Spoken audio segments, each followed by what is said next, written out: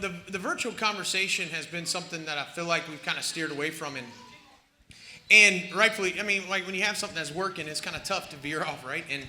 And so, but man, I just think back to like, I got these 4 up here, and there's very deserving people in this room that should be up here too. I just can't. They told me I was limited. I begged for 4.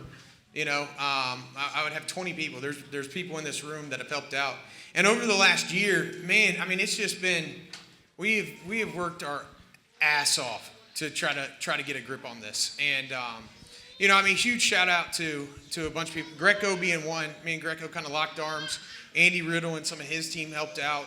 I don't want to start listing names in this room that should be up here, but because I'm going to inevitably forget somebody. But look, I pulled together these 4, and they do things. You know, some of them do things similar, and some of them do things differently.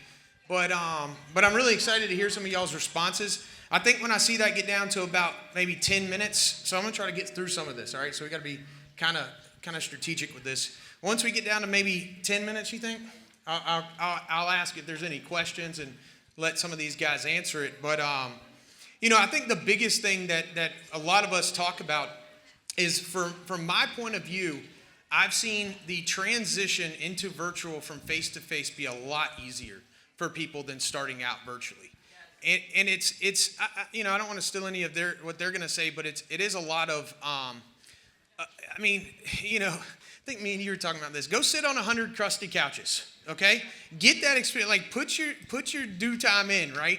And you know, like, it's almost like you'd be doing yourself a favor if you do that. I promise. If you'll go get some of that experience, it will help you out so much when it comes to virtual. But virtual is very possible. And I, you know, I'll talk to a couple of them about, you know, their numbers, and one in particular is on my team, so I know what his numbers look like, and they have been good, and so it's possible. So I don't want to give anybody that false representation of like, hey, if you're brand new, like if you're in this room and you've never ran an in-home appointment, just go do it. Go do it. Go put in the time to learn and make it easier on yourself. So. All right, here's my idea of this is I kind of want this to just be a conversation. So I've got questions, but this could go any sort of direction. But these guys are doing it on a day-to-day basis, and they know a lot of things. They've learned a lot of things, and you know, some of them jump on Zooms with me. I get to hear them. Some don't unmute, but that's okay. We're working on him. He doesn't upload his numbers into WhatsApp anyway. I'm just picking at you. All right, so hey, let's talk. Let's start with that then. I mean, just however y'all want to go. But let's talk about like what, you know, one is like, what was your experience? Like, did you start in the field? And then, you know, what to really consider when transitioning into virtual, right? So now I'll give you some more context to that, but go ahead and start with that kind of that question, how you transitioned. All right, cool. So yeah, definitely, like he was saying, I would say that again. Oh, Jerry Burbage. I'm hired directly by Andy Riddle. I would highly encourage you to go in-home first as well. There's many reasons for that, but mainly it'll speed up your learning curve. There's so many different moving parts, like finding the right product, you know, objections in the home that you'll learn to overcome in the home, that if you go straight to virtual, it's just not that you can't do it, but it's going to cost you more money and time going that way right off the rip. That's a number we came up with, you know, 100. It's like, and if you don't do 3 a week to get to your 100, like get them done. And 100's not a magic number, but by the time you've gone through 100 appointments, you've pretty much seen every scenario. You've heard every objection. You've seen every medication. You've used the toolkit enough. You know, you've called your upline enough and heard them ask enough questions that you should know which ones to ask. Whereas, because when you're doing phone sales or on a Zoom, it's really hard to go, hey, hold on a minute, let me call my product specialist for help when you know there. So that's kind of my take on where you should start. And if you want to hit on like transition or something like that, go. I mean, real quick, can you guys hear me? All right, so my name is Nick Greco. I live in Denver. Here's what happened to me is I was doing in-person meetings exclusively, only in person. I started in 2021 in this business, and then I had a client that maybe 6 months in or 3 months in or something, I had a client and she has like MS and she was all worried about her immune system, and it was kind of late COVID time, and so she goes, "Oh, can we just do a Zoom?" I'm like, all right, yeah, let's just do a Zoom. I did a Zoom with the lady. She bought life insurance over Zoom, and it was like really easy, and it was a decent sized policy, $100, $150 a month, something like that. I'm just like, huh. And then what happened is I met a guy, Chris Hill introduced me to a guy who was selling leads. He came to the corporate office when we were there one time. The guy doesn't sell leads anymore. But I started buying that guy's leads, and that dude was only doing virtually, so I started calling these leads, and I started selling these people over the phone. I'm just like, this works. So I've been exclusively, so I started in home. I've been exclusively virtual since I think, maybe halfway through 2022, something like that. So it absolutely works. It does, like these guys are saying, it helps to know what you're doing. We've started people, from the gun virtually, but there's kind of some caveats with that. Absolutely. Now, Mallory, did you start right from the rip on virtual? No, I'm Mallory. I'm direct to Nick. I live here. I started in home. I ran in-home appointments for about a year, 2 years, year and a half. In the country. In the country. And then I moved, and then I started running appointments in Dallas, and that's when I started virtual. And I've been doing that for about a year. So, and Don Levy, go ahead, and we'll get into some of the other stuff. Hey, my name is Aaron Don Levy. Direct to Spencer Albright, part of the AMG family by way of Patrick Waddell, Clay Murtis from Pittsburgh, Pennsylvania. And I've been doing this, 5 months now from the virtual side of things. I started in September with it, and honestly, for me, I really appreciate everybody else that's up here, but also Brandon said about the other people in this room that deserve to be up here. I'm up here because of all of them, because of the knowledge that they helped me with to train me with this thing. I didn't know what I was doing. I still really don't think I know what I'm doing half the time. But they always say fake it till you make it, and honestly, it's been a fun ride just to kind of like learn the difference in everything. But just like they were saying, you got to have the knowledge in person. Sit on the crusty couches, shake the dirty hands. What do they say? Whatever you got to do, go do it. And honestly, perspective too, it makes you appreciate when you make a virtual sale that you don't have to go sit on that crusty couch. Yeah, absolutely. I mean, so, and let's talk about it. Jerry kind of alluded to this, and maybe just thinking ahead is maybe we take like a couple of these questions I'm asking, maybe just one or two of y'all answer it so we can, just for time purposes. If you got something really important, let me know. But you kind of hit on this is it's more expensive, and like when we get 50 leads ain't what 50 leads in home is, And so, and you do it a little differently than some of us do it. And Dunlevy, and so, I know Greco does this, but, just on top of, like, maybe talk a little bit about leads, CRM, dialers, stuff like that. So when you're in the home and you're dialing direct mail, it's kind of one mode of doing business. When you're doing virtually, here's the bottom line. Is like a bunch of you guys are in this room because you're like, gosh, I'm going in these houses and I just want to sit at home, and you think it's easier. Okay, that's the thing, and that's the problem is you think it's easier. Like, oh, I just get to sit on my couch and I don't have to put pants on and I can make all this money. What you need to know and understand, like all of us are making it work. Okay, but you still have to make the dials. You still have to put in the work. You have to make way more dials. Okay, and then before you know it, like your phone getting flagged as spam is all of a sudden a problem in your life. Okay, like that's a very real thing when you're making as many dials. Okay, so it comes with different problems, but here's a couple of things. Number one, you got to buy more leads. You need to spend more money on leads if you're going to be virtual. Okay, whatever you spent in direct mail, some people might say double. I mean, quite frankly, I think you got to be spending, the low end is $500 a week, like 500, 1,000 and up. Okay. Like, and you see these other people at other, insurance groups or whatever. Those people are spending $1,000, $2,000, $3,000 a week on leads. Okay. And then you're not going to squeeze $10,000 of premium out of $500 worth of leads. You could try, but you're going to bang your head against your wall, and then you're going to hate your office and want to explode that place, okay? Your own house. So you got to spend more on leads. You need to make more dials, and you need to be a whole hell of a lot more organized, okay? Like, direct mail, you print out all these leads. You're like, I'm just calling these ones. I got my dial pile. Like, virtually, like, sometimes you get these leads on a spreadsheet, okay? And some of you guys aren't very good at spreadsheets. Okay, right? So you need to be more organized. Some of you guys, your calendar, and I'm not against this, but like you use a paper and pencil like calendar, okay? And I'm just saying, like with virtual, I made the transition. Like I just use Google Calendar because you'll call someone like, hey, could you give me a call back in 30 minutes? Like, bro, I'm going to make at least 30 more dials in the next 30 minutes. I am going to forget about you, so I got to throw it in my Google Calendar, okay? So it is not easier. It's just different, and you probably have to put in just as much work, if not more work, for the luxury of sitting at home. Just get a pee at your house. You don't have to pee in other people's house. You're on your own crusty couch. Yeah. Do you guys have anything? So I know you were just talking about.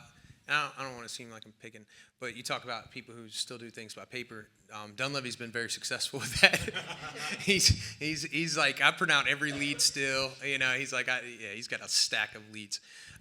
Do you guys have anything that y'all would add differently to that piece? I think we're really beating up the fact that in-home's still important, and part of that's because I don't want your upline chasing me down later. But I do believe what we're saying. But do you guys have any other input on that? Because I want to move into some of the script and stuff like that. I would just also say, whatever your activity is now for your in-home, you've probably got to triple it.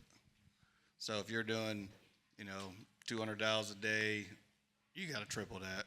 Like you're talking about leads, you got to at least double it.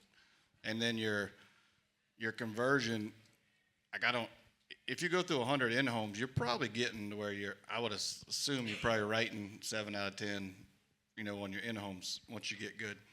If you do 7 apps, if you want to write 7 apps on a virtual, it's going to be 7 out of 50, out of 50 leads probably, somewhere in that window. That's how it's going to work out. So just knowing those things, those expectations, because I know a lot of people will be like, well, I got 50 leads and I only sold 5. Awesome. Like, great job. So Makes you appreciate door knocking. It's like, this person's in Kansas. I can't go to their house. And hell, there's not even an address on the lead, right? So you just know kind of, Brandon, can I add one thing? Yeah, please. So we were talking about numbers for dials. I chart everything still in my activity book, just like I would if I was dialing for in-home. I think what really hit the ground for me, this was the week before Christmas, and I still remember this. It's the most dials I ever made in a week. 527 dials. I talked to 48 people. I booked 8 appointments. I only sold 2 policies, but it was for $5,400 AP. So they're bigger policies that we're finding when we're doing the virtual side of things, but it's hard to get people on the phone. And I don't use a dialer. So I sit there and da-da-da-da-da-da, which is why they make fun of me on Zoom for not unmuting myself. I'm sitting there trying to get myself through the day. Usually I'm singing, talking to myself, whatever I got to do to get to that point to keep myself mentally focused. Singing what? I'm a big Sabrina Carpenter fan, so sometimes I let that go. But honestly, anything really, it's just to help get you through the day. But when you can find a team of people around you, like with AMG, JT, Hilla, Weinberg, Boone, Brandon, like when we're on there, we're genuinely watching other people do it. And that support system, I think, is honestly what's really helped my success. And I would encourage people to do that. It also helps hold you accountable, too. And Julia, sorry, I didn't mean to leave you out. I know you're on there, too. The Australian killer back there. Australian cowboy tonight. No. Julius has done incredible with it, too. Again, started face-to-face. All right. So I think, one thing I just mentioned real quickly is I do think it's important to have some sort of CRM that you're tracking this, right? It's hard to keep track of it. A dialer really helps, right? And you need to put spam protection to Nick's point on that. You got to put spam protection. So again, but think about it. Jerry said you got to buy more leads. You also need CRMs. So think about it. And this is the last time I'm going to hit this point with the face-to-face. But face-to-face allows you to build up your money to where you can invest in virtual. If you're not coming, and some people come in differently, right?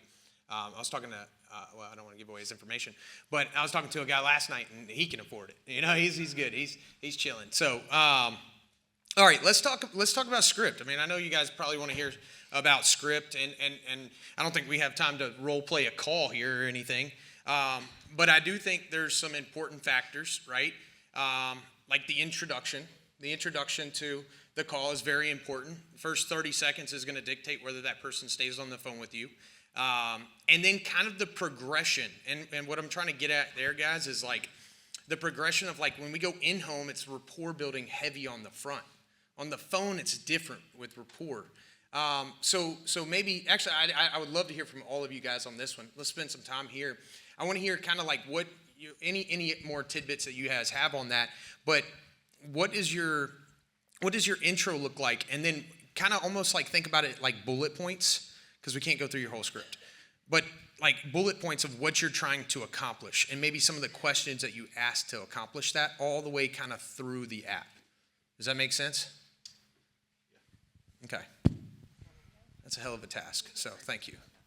So like Brandon's talking about, the first 30 seconds is really important. And all I'm doing, Brandon. Yep. Hey, Brandon, it's Nick with Legacy Life. I'm just getting back with you about that form you filled out. It was the one where, it was about life insurance, and it was the one where we asked your favorite vegetable, and you put carrots. Oh, yeah, I remember that. Awesome, man. So like I'm saying that little intro line, depending on the lead. And then from there, for me, what I do almost 100% of the time is I jump right into the why, okay? Where when you're going in home, it's a little bit different. But like when I'm over the phone, it's like, all right, cool, man. Well, listen, this thing's talking about life insurance. And usually, Brandon, when someone fills this out, usually there's a reason for it or maybe a motivation behind it. Like what's got you reaching out, filling out our form for life insurance? And I'm just going to jump right to it, okay? Because if I can get that why, or like, well, like usually they just pour their heart out right there. Like not emotionally, but they're like, well, I just got declined by 3 different people, and nobody wants to give me coverage, and I don't think I can qualify. And you're like, oh, okay, that makes sense. And then you keep asking some of those why questions, similar to how you would do in the home. And then I take the conversation from there. We can get into more detail if you want, but time's sake, that's kind of my intro in that first 30 seconds. Yeah, mine's pretty similar as well. Same thing. We're working the same lead, right? Vertical. So it's the same thing, same vegetable. I hit a beneficiary too. And then just like him, straight into trying to figure out, hey, why'd you fill this out? And we've kind of put together, and I can't send it to everybody in here, obviously, but whoever your manager is, we've put together a script that seems to be working pretty good for a few people, and myself. And we just go right into a few like power questions, opening questions, figuring out, hey, Brandon, you just looking for something for you, or is it you and your spouse? Kind of get an answer to that. And repeating the person's name, over and over. So the next question, Brandon, is this your first time looking, or have you been looking for a while? Just keep, in every question, you're going to say their name in it. Keep repeating the name, because people like to hear their name. And the more questions you ask them up front, you're getting them used to answering what you're asking them. And you kind of ask it where the answer is coming back as a yes too, because you want them trained to answer your question and to answer yes versus no. Is that kind of where you were? Yeah, so. Yeah. And I think it's important to point out like why he's asking those sort of questions. Like one of the questions that I love is, have you been looking for this a while, or is it something you just started looking for? That, again, going back to in-home experience, I said I wasn't going to do that, but here we go. Like if they just started looking for it, something triggered that. There is some sort of emotion we've got to pull out of that. So we need to dig there. If they say that they've been looking for it a while, what's the reason for that? Has it been price? Are they unhealthy as everything and they don't want to take a graded pot? Like we uncover so much. Like and this is, we got a couple different scripts, but every time Jerry puts one together, it's like he makes you feel dumb because they're so simple. And we got one that's like 12 pages long. and the big thing that I think that you do, I think the best ones, a lot of what they do is when they're asking those questions and they uncover the why, they start to begin to almost like you kind of got to know whether you need to go down the wormhole of education with them or not, right? Because they do appreciate that. If they don't know, right? If they have a colonial pen policy, you might want to take a minute. And again, these are things that you learn, right, throughout time. All right, I'm not the main character. You guys are. You talk. Well, I would say in those first few minutes when you're asking all those questions, you're really trying to pull out of them telling you why they need it rather than you continuing to say, well, let me tell you a little bit more. You're trying to pull out the reasons why they need it. Well, do you have coverage? Well, why do you think that's not enough? Or let's suppose something happened to you tomorrow. What does life look like for you and your family? Okay, well, I see why you've inquired. You're just trying to pull it out of them. Sorry, y'all. And then the conversation, you just keep asking questions. Just keep firing the questions, as many as you can, to just continue to drive the ship. Now, do you guys, I want to hear just a little bit further into the script, because I know a lot of you guys do this because I listen to you. You start explaining kind of how you work, right? You explain to them how you work and kind of show them. Like Jerry does a really good job of this. He treats it just like the home. Like, hey, this is what we're gonna find something that fits your budget, and we're gonna move forward with something today. Like he's straight up telling, because people want to be told what to do, right? I mean, that's the reality. Something I wanted to touch on is the question that Mallory just asked. I would, if you're like, you need to ask that question. This because you talk to all these people and you're like, hey, you filled this out for life insurance. Why, what has you motivated looking? And they're like, well, I've already got 20,000, but I was just hoping to get a little bit more. And you're like, that question of like, hey, what has you, like, why don't you think the 20,000 is enough? Right? Like, and sometimes we're afraid as new people, like, oh, they've already got coverage. I don't want to, like, no, make them defend why they filled out the form in the first place. Like, get answers out of them. And if you could just keep asking them these questions and keep kind of going down, the rabbit hole, at the end of the day, people call in person, virtual, it doesn't matter. People are not buying a product, they're buying a solution to a problem. And a bunch of us as agents, we are trying to pitch a product when we don't even know what the problem is. So it's like we get on the phone with them and it's like, hey, what's the problem? What's the problem? What's the problem? What's the problem? Oh, okay, so Susie, this is the problem. So if I could help you solve your problem and it fit in your budget, is there anything that would stop you from getting started with that? No? Okay, great. Here's the solution, And that all comes from asking questions. I forgot what you asked me. I'm sorry. Did I touch on it? You did great. Okay. This just brought something up. Whenever, I know a lot of people, so when you hear a client say they have coverage already, that's a good thing, not a bad thing. Because people that buy insurance. So if like you said, if they've got 20 and something has happened to cause them to think, hey, I probably should look for some more. So typically. So it's not when they say, oh, I got coverage, don't let that go negative into your mind. Like, that's a good thing because, all right, they like life insurance. One thing I'll add that I always try to, when he was just talking about already having something, ask them, that's great, when's the last time you talked to your agent? Because realistically, a lot of them can't tell you their agent's name. They can't tell you the last time they talked to them. They may not even know if their agent's still in the business. But when you ask people those kind of questions, it gets them thinking for a minute. Or sometimes I'm a loose cannon, so I'll just kind of say whatever I need to say. But realistically, I'll ask people, they're like, oh, I already got that covered. I already got senior life. I'm like, great, how long have you had that problem? And I'll stop. And it gets them thinking, well, what problem? I don't know, you tell me. Right? Is it the 3-year wait? Is it the 4-year wait? What is it? And just when I say that, I think real quick about a client I had. He was paying $110 a month, $5,000 senior life policy, 3-year wait. We got him $7,000 through AIG for $100 a month, 2-year wait. So we saved him a year at a time, $10 a month, and got him $2,000 more of life insurance. I wouldn't have known had I not asked him that question. Aaron looks nice, but he's a dog on the phones. He is. Now you see why we fight him on not unmute. We want to hear some of this stuff. Hey, come on. And I think it's important too, like the way that we approach these, going for a one-call close. I think when we first started out, we were booking appointments. Remember that? You can book as many as you want. Maybe one shows up. Who knows? We did find. I mean, you are going to get people on the phone that are going to be busy at the time you call them. And we found some solutions to that.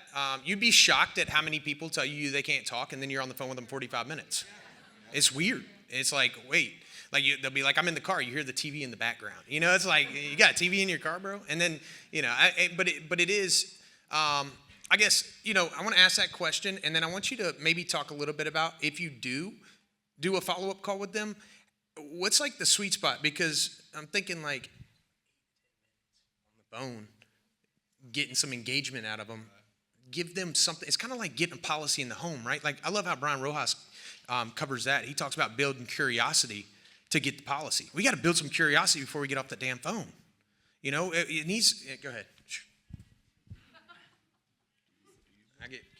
I forgot what I was going to say now. Damn, this is probably good. So I 1 call close and I 2 call close.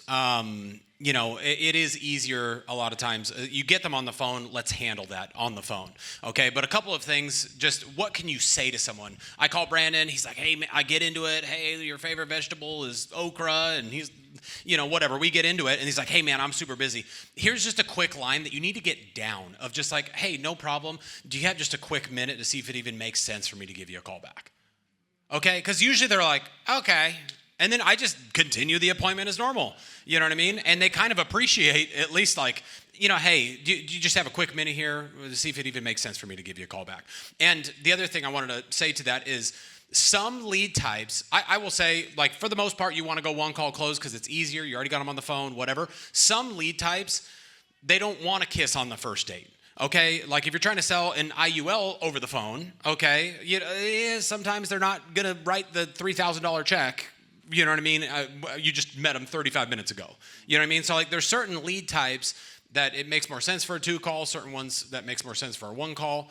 But I would have some of those little things in the like those early objections. Oh, I'm at work. Oh, I'm busy. Oh, I already got it taken care of. You need to have like a really quick answer to overcome that so you can continue the conversation and at least have a shot, okay? Because if you don't at least swing, you're not going to hit anything. And then the odds of them not answering the phone the next time you call are very, very high.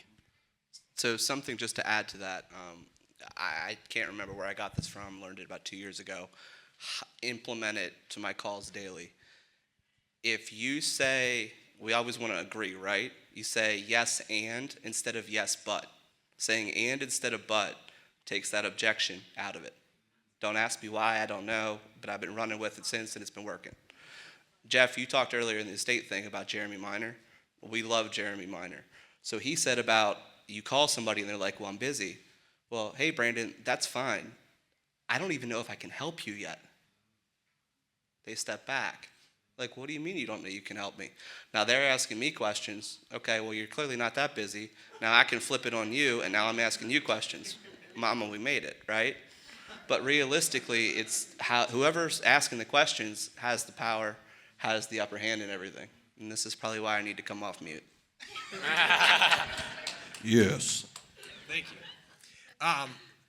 We're going to do questions in just a minute. I want to get through just one more thing because and anything you guys think to add, like, because I'm looking at the clock and it's freaking me out.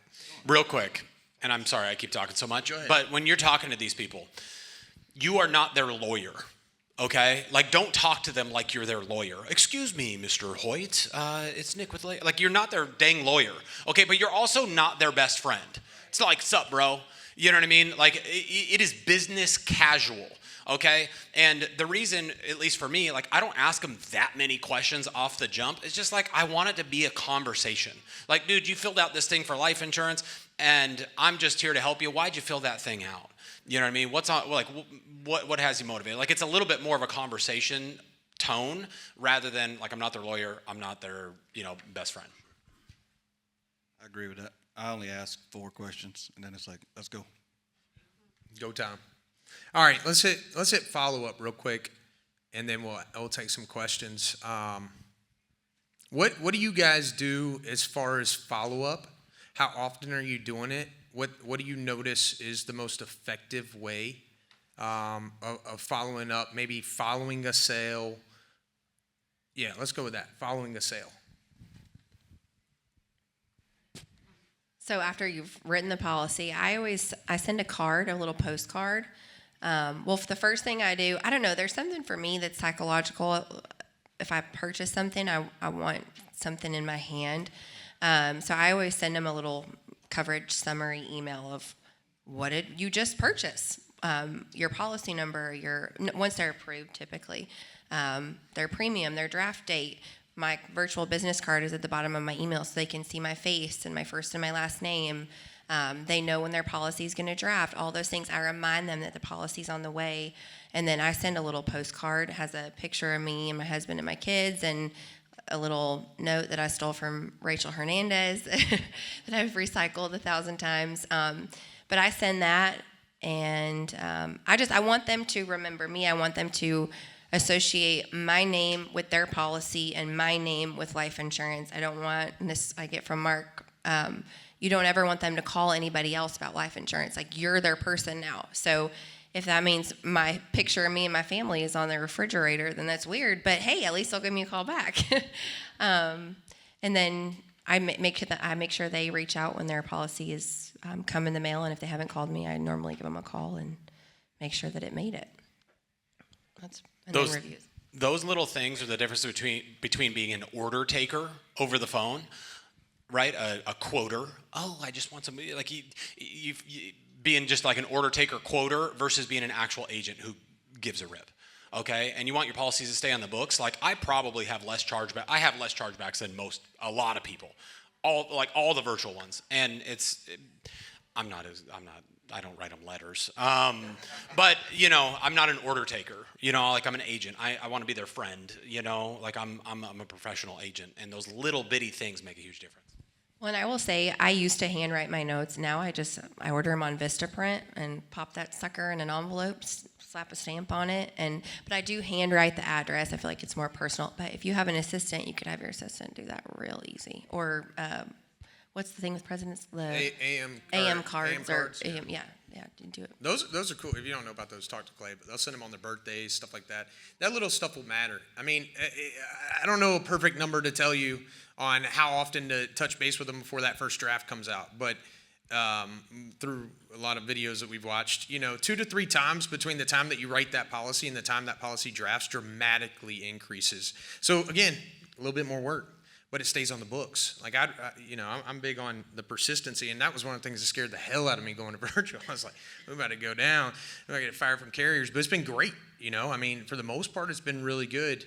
But we did have to add a lot of the things like Mallory's talking, in, because you're not seeing them face to face, Like, I used to go to people's house and they think I'm like a grandchild. That's what I thought they looked at me as, at least. But they don't get to see you over the phone. So you've got to go that extra mile. Like, Mallory's sending them a picture of her. So now they have that facial recognition. What you really want to do is when you call up your clients, they're like, hey, Mallory, that's what you want, right? That's a client that's going to stay on the books. And if anybody else calls them, they're going to call you and tell you about that, right? That's what I was just about to say, is that, so if you're not doing it, somebody like Mallory is, and so when you're doing what are we doing? Virtual. I almost said vertical. When you're doing virtual, your lead was not the only one they filled out. Okay, like, they didn't go, oh, I'm just going to fill out Dan's today. Like, they filled out 10. So you're not the only person calling them. So if you don't do those things, they very easily can switch on you. And what I do, because I don't send them all a physical card, I will, like, hey, Brandon, we're going to go ahead and put this application in with Mutual of Omaha. Hey, what's your middle initial? And I'm doing the application over the phone, and I'll be like, oh, my goodness gracious, hold on. I'm going to text you a picture of my virtual business card real quick. And, Brandon, just so you know, it's got my name on there, it's got my phone number, it's got my email, it's got my license number on there. Because I'm about to ask Brandon for his social, his bank account, all of his, like, he's telling me everything, okay? I'm gonna send that to him either, in between the appointments, if it's, if they get split up, or on that one call, like, I'll start the application, like, oh my gosh, hey, do you get texts on this phone that I'm talking to? Oh yeah, it's my cell. Okay, I'm gonna text you a picture. And then half the time what happens is they're like, oh, your kids are so cute. Wow. I'm like, yeah, they're a handful. And then before we're off to the races. But it puts a face to the voice, and you're not an order taker. You're not a douchey quoter just quoting this person over the phone. Yeah. And it just makes them feel more comfortable when they can see who they're talking to before you're like, and what's your social, date of birth? You know, it just lets their guard down. This guy with all these kids isn't gonna steal my information. The license is a big thing too. Like we'll say, if you need me at any point to show you how to identify me on the state insurance website, let me know. And that saved us at least 1 or 2 sales I know of. You know. All right, let's go to some questions. You guys got questions? All right, how are we gonna do? Somebody come up here and grab a mic and. Hi, my name is Mercedes, direct to Stephen Davis. 2 questions in one. The first one, you make an appointment or you're trying to do the sales over the phone in the first time? You try and do it right then and there. Good. Push as hard as you can to keep them on the phone as long as you possibly can. Okay, second, face-to-face, usually we set out an appointment, husband, wife, whatever, make decision in the house. When you are over the phone, how you make that? How you avoid the objection? Let me speak with somebody. For me, that's part of my first 4 questions. Like the first question I ask, Brandon, is this just for you or is this for you and your spouse? If he says it's for me and my spouse, then I'm gonna say, okay, is your spouse available as well? If she's not, hey, so are you the decision maker or is your house like mine where your spouse is the decision maker? Okay. I just said that because she's in here. The last one, where is your office? Because usually people over the phone say, okay, can I stop there in your office? How you manage this kind of objection? What do we do if they ask if they can come to the office? Yep. I've never had anyone ask to come to my No? office. Because it's like different states and that kind of stuff, you know. Thank you. Hey, my name is Kadarius Green. I'm from Memphis, Tennessee. I just wanted to ask a question about like leads and following up. So you can call a lead, like I've gotten some different opinions on how many times a call, right? So just kind of what y'all's opinion is. So I may call a lead, talk to them and say they're busy, right? So, okay, I reschedule the appointment. Okay, no problem, I'll call you tomorrow. And you call them tomorrow, they pick up the phone, but they make another excuse. So it's no problem, okay, cool. Well, how does tomorrow look like for you? Well, tomorrow won't be good. Okay, well, what about Friday morning? Okay, yeah, I can, Friday morning, okay. Call them Friday morning, same thing. How many times do you call them before you give up on them and just move on to, because you got other leads. It's not like you know what I'm saying? But like. Yeah, I mean, there's no hard and fast rule, in my opinion. I would say, but there's also fortune in the follow-up. Like there really, really is. And so I wouldn't spend 3 months on one lead, but at the same time, it's like, okay, call them, and they keep giving you this stuff. Dude, I just keep scheduling. Like, what does it really cost me? If they're like, hey, give me a call back on Friday. All right, cool. What time's good on Friday? Oh, 12:30. I call them Friday, 12:30. Like, what does it really cost me if I call them 12:30 on Friday and they're like, hey, man, call me on Monday. All right, man, what time? Like, it doesn't cost me all that much, you know? And we have people get into the nitty gritty where they're like, hey, I'll call this many times. And then I send them this text message and stuff. After a while, you just text me and say, hey, Susie, have you given up on life insurance? ? Sent. Because, like, they'll respond back to that. I don't text people at all. Text them. Start asking that question. Ask the question of, hey, let me just ask you a couple quick questions to make sure it makes sense. Just add that to your script, give that a shot, and see how many more people stay on the phone with you, and watch how long they'll stay on the phone with you. Yeah, we will. I do. I do pretty much everything. I'll double tap, phone call, no answer, phone call, voicemail, text. I'll repeat that 3 times. If I can talk to them, I set them. I actually use my ATM still, so I have it next to my desk. If you talk to me, I'll put you in there. I call you every Monday and Thursday until you either tell me to go F myself or you buy a policy. So I just keep repeating that over and over, and that's kind of what I do. Look, wait. I really wish we could get more. All right, one last question. Okay, I have one question. My name is Ebony. What lead sources do you all use to get to like your virtual leads? I think most of us up here use the same one. It's a vertical lead.